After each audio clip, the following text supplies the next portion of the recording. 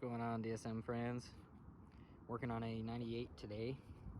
Came into me with a no start. It was running this morning, took it to work, and then it slowly fiddled out and died. So we're gonna be doing a no start diagnosis, crank no start. We're gonna test fuel pressure, we're gonna test spark, make sure everything's all good to go.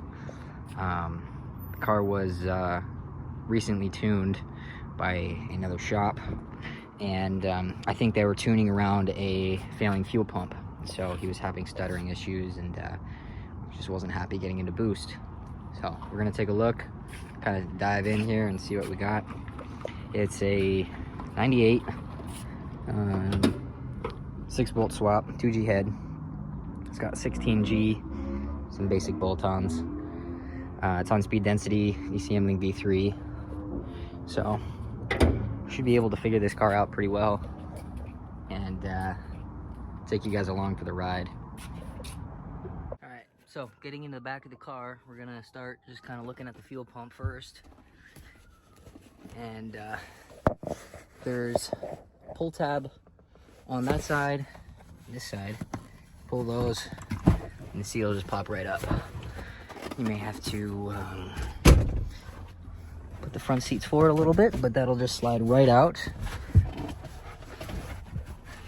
Perfect.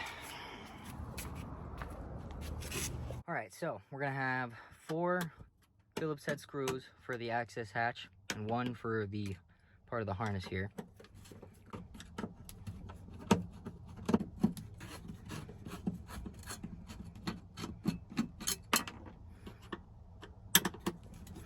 So when I crank the vehicle, I don't hear any pump come on. I did say the pump was original, which means it could just have failed. But here's another theory that I have that's really not talked about enough in the 2G world. But let's say this pump is aftermarket, or let's just say this pump was going bad. Well, these things pull a lot of resistance. Okay, I'm doing this in one take here just to show you. This has already had some work done to it. So what can happen on these is, let's say your pump's starting to die and it starts to draw more amps than it normally would. Well, these 18 gauge, 16 gauge wires or whatever these are, they cannot handle more than like 15 amps of current. So put a Walbro 450 in here or whatever they're now, 535, and you overrun these pins. Sure enough, we got a melted plug. So we're gonna have to find a non-existent 2G all-wheel drive plug or try and repair this one. So simple issues like this, guys, this is what'll leave you on the side of the street. Really, the best fix for this is to get a fuel safe bulkhead with electrical connectors and run 2 10 gauge wires or whatever, 8 gauge, down into the actual sending unit body, and it'll be sealed. Get rid of these weak pins, because this is what'll cause lean and boost. This will cause misfires, stall. I mean, it won't even run. It came to me not running, so there you go. Let me fix this thing up and see if she'll start back up. So I went ahead and plugged it back in and kind of moved the pins around a little bit, and you can hear, I mean, the car is running now, but if I jiggle the pump in a particular way, well, there she goes, she dies. Also, these wires are extremely warm, so I'll have to do an amp draw test on this pump, but I'm assuming that the pump is slowly going bad, and that's what caused our melted plug here. So we're probably facing a larger issue at hand here. Almost certain that this line is degrading from the inside out and plugging up the filter and killing pumps.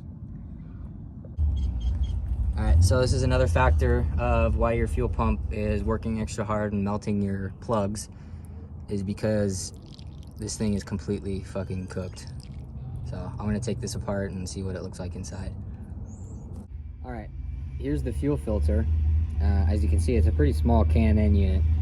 So in the prior clip there, I showed what came out of the inlet side, which is quite bad.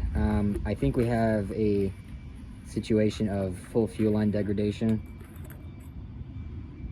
I'm almost certain of that. So this is the inside of the filter. Let's take out the element here and see what we got. I may have to swap this around. I'm not actually quite sure how these ones work. So you can see the material in there. So I may have to grab a rag and clamp on this guy. Give me one moment. So I can't quite get the other side loosened up.